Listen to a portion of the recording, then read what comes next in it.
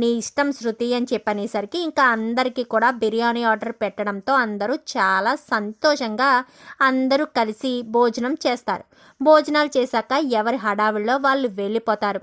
వెళ్ళిపోయేసరికి రోహిణికి phone ఏదో వచ్చేసరికి పైకి వెళ్ళి ఫోన్ మాట్లాడుకుంటూ ఉంటుంది. సరేనమ్మా నేను చూస్తానులే, వీలు చూసుకుని వస్తానులే అని చెప్పి మాట్లాడుతూ ఉండేసరికి అది కాస్త శృతి వింటుంది. అదేంటి అమ్మ అంటుంది, రోహిణికి వాళ్ళ అమ్మ లేదు కదా, మరి అమ్మ అని ఎవరిని పిలుస్తుంది అనుకుంటూ, ఏంటి రోహిణి మీ అమ్మగారు బాగానే ఉన్నారా అని చెప్పనేసరికి బాగానే ఉన్నారు అని చెప్పేస్తుంది. అదేంటి మీ అమ్మ లేదు కదా, మరి మీ అమ్మ బాగానే ఉందా అంటే ఉంది అని అంటున్నావేంటి అని చెప్పాను. కానీ ఒక్కసారిగా షాక్ అయిపోతుంది శృతి. రోహిణి అయితే అదేమీ లేదు, అమ్మ కాదు అని చెప్పి అక్కడి నుంచి తప్పించుకుని వెళ్ళిపోతుంది. ఏదో ఉంది, విషయం తెలియడం లేదు అని అనుకుంటూ ఉండగానే ఎప్పుడు వెళ్ళినట్టే డబ్బింగ్కి వెళ్ళిపోతుంది శృతి అయితే. మరుసటి రోజు ఉదయాన్నే బ్యూటీ పార్లర్కి వెళ్ళిన రోహిణి డల్గా కూర్చునేసరికి ఏం బాధ వచ్చిందే, ప్రపంచంలో ఉన్న బాధలన్నీ నీకే వస్తున్నాయా ఏంటి అనగాని, శృతి ఇంటిని వదిలి వెళ్ళిపోయిందని చెప్పాను కదా, బాలు ఏదో చెప్పాడంట అందుకని మళ్ళీ ఇంటికి వచ్చేసింది అని చెప్పాను. కానీ అవునా శృతి ఇంటికి వచ్చేసిందా అని చెప్పనేసరికి అవును వచ్చేసిందంట అని చెప్పాను. కానీ దానికి సంతోషపడాల్సింది పోయి బాధపడతావేంటి అనగాని, నీకేం తెలిసే నా బాధ, శృతి ఇంటికి వస్తే శృతి వాళ్ళ అమ్మ వస్తుంది, ఏదో ఒకటి తెస్తుంది, మా అత్తగారు తేలేదే అని నన్ను వేలెత్తి చూపిస్తుంది, లేక శృతి వాళ్ళ అమ్మ ఫంక్షన్కి రోహిణి వాళ్ళ నాన్న రాలేదే అని అడుగుతారు. దానికి ఈవిడేం సమాధానం చెప్తుందో, చెప్పిన తర్వాత మళ్ళీ నన్ను పట్టుకుని నానా మాటలు అంటుంది. ఏం తెలిసే నీకు బాధలో అని చెప్పాను. కానీ ఎవడే నిన్ను అబద్ధం చెప్పమన్నాడు, గొప్పలు చెప్పి ఒకదాని తర్వాత ఒకటి అబద్ధాలు చెప్తూనే ఉన్నావు, ఒక అబద్ధాన్ని నిజం చేయకుండా అబద్ధాన్ని కప్పిపుచ్చడానికి మరొక అబద్ధం, ఆ అబద్ధాన్ని కప్పిపుచ్చడానికి మరొక అబద్ధం, అబద్ధాల మీద అబద్ధాలు చెప్తుకుంటూ పోతే ఇలాగే సమస్యలు వచ్చి నెత్తి మీద పడతాయి అని చెప్పనేసరికి వెంటనే రోహిణికి ఫోన్ వస్తుంది. ఎవరే ఫోను అనగానే, మా ఇంటి దగ్గర ఆవిడే అని చెప్పనేసరికి ఏ అవసరం మీద ఫోన్ చేసిందో, ఎప్పుడు మీ అమ్మ కథ చేస్తుంది, ఇంటి దగ్గర ఆవిడ ఎందుకు చేసుంటుంది అని చెప్పనేసరికి మళ్ళీ ఫోన్ చేస్తుంది.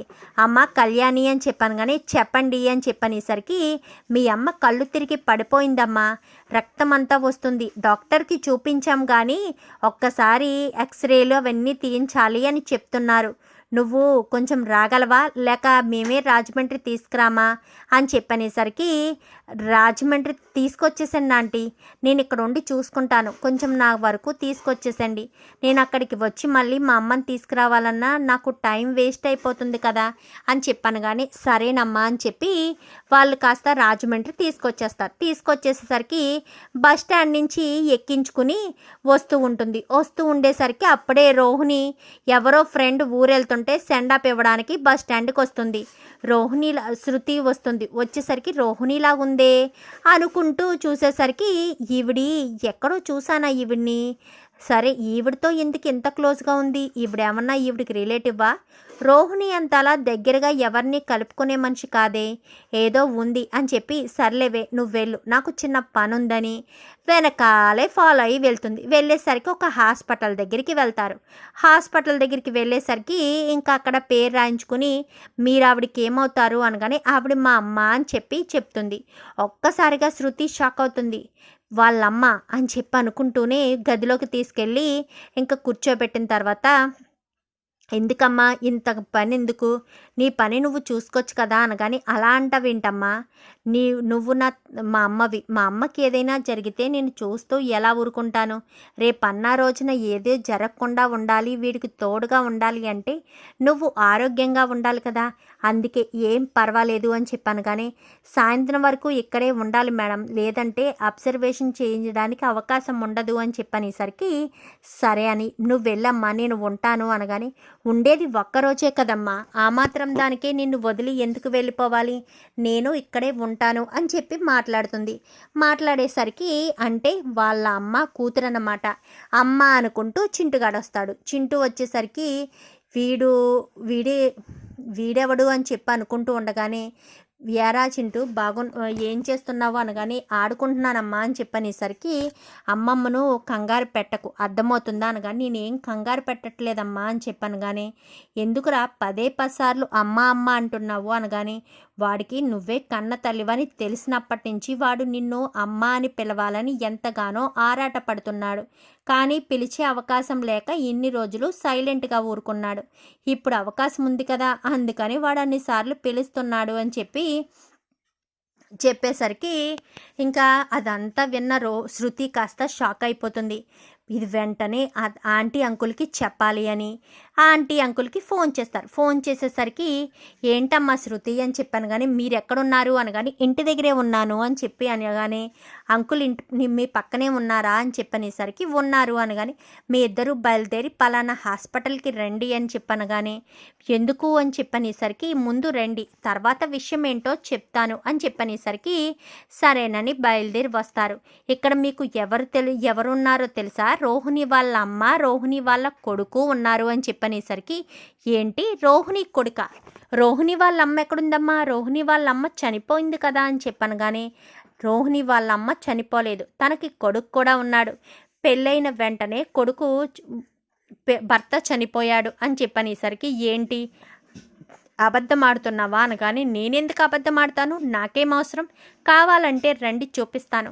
ఇప్పుడు మీరు రోహిణికి ఫోన్ చేయండి. రోహిణి ఎక్కడున్నావు అనగానే, ఇక్కడే ఉన్నాను అని చెప్పింది అనుకో, రోహిణి చెప్పేది నిజమని నమ్మొచ్చు. లేదు నేను బయట ఉన్నాను అని చెప్పిందనుకో, అబద్ధమని నమ్ముతారు కదా" అనగానే, సరే అని ఐసీయూ బయటే రోహిణి వాళ్ళ డోరు బయటే నిలబడి ప్రభావతి ఫోన్ చేస్తుంది. ఫోన్ చేసేసరికి రోహిణి కాస్త ఫోన్ లిఫ్ట్ చేసి, "చెప్పండి ఆంటీ" అనగానే, "ఎక్కడున్నావమ్మా రోహిణి?" అనగానే, "బ్యూటీ పార్లర్లోనే ఉన్నాను ఆంటీ" అని చెప్పనేసరికి, "అవునా" అని చెప్పి ఇంకా ఫోన్ పెట్టేస్తుంది. తను బ్యూటీ పార్లర్లోనే ఉందంట అని చెప్పాను. కానీ ఇంకా అర్థం కాలేదా? తను ఇక్కడే ఉండి బ్యూటీ పార్లర్లో ఉన్నానని చెప్తుంది. మీరు ఎప్పుడైనా నమ్ముతారా నేను నిజం చెప్తున్నాను, రోహిణి అబద్ధం చెప్తుందని? రండి అని చెప్పి గదిలోకి తీసుకువెళ్ళేసరికి ఎదురుగుండా సుగుణమ్మ కనబడుతుంది. సుగుణమ్మ గారు మీరా అని చెప్పనేసరికి, "మీరు" అని చెప్పాను. కానీ, "రోహిణి నువ్వెక్కడ ఉన్నావేంటి? నేను ఫోన్ చేస్తే పార్లర్లో ఉన్నానని అబద్ధం చెప్పావు అంటే శృతి చెప్పిందంతా నిజమేనన్నమాట" అని చెప్పనేసరికి, "శృతి ఏం చెప్పిందా ఆంటీ" అనగానే, "ఈవిడి నీ తల్లని, వాడు నీ కొడుకని చెప్పు" అని చెప్పాను. కానీ, అది అనేసరికి, "మీరైనా చెప్తారా నిజం? మీరు కూడా అబద్ధమే చెప్తారా? మీరు కనుక ఇప్పుడు అబద్ధం చెప్తే రేపన్న రోజున నిజం తెలిసాక మీ కూతురి జీవితం, మీ కూతురి కాపురం ఏమవుతుందో ఒక్కసారి ఆలోచించండి" అని చెప్పి సత్యం గట్టిగా అనేసరికి, "నన్ను క్షమించండి, ఇప్పుడు మీరు విన్నదంతా నిజమే. రోహిణి నా కూతురే, రోహిణి కొడుకే ఆ చింటూ" అని చెప్పి సుగుణమ్మ కాస్త నిజాన్ని బయట పెట్టేస్తుంది. ఎందుకంటే ఎంతవరకు వచ్చాక అబద్ధం చెప్తే రేపన్న రోజున నిజం తెలిసిన రోజు ఏ రకంగా ఉంటుందో ఊహించలేరు. అందుకోసమనే కావాలనే ఇంకా అక్కడ నిజాన్ని రివీల్ చేసేసరికి ఒక్కసారిగా రోహిణి షాక్ అయిపోతుంది. ప్రభావతి షాక్ అయ్యి రోహిణి చెంప చెల్లుమనిపిస్తుంది. "ఎంత మోసం చేసావా నన్ను?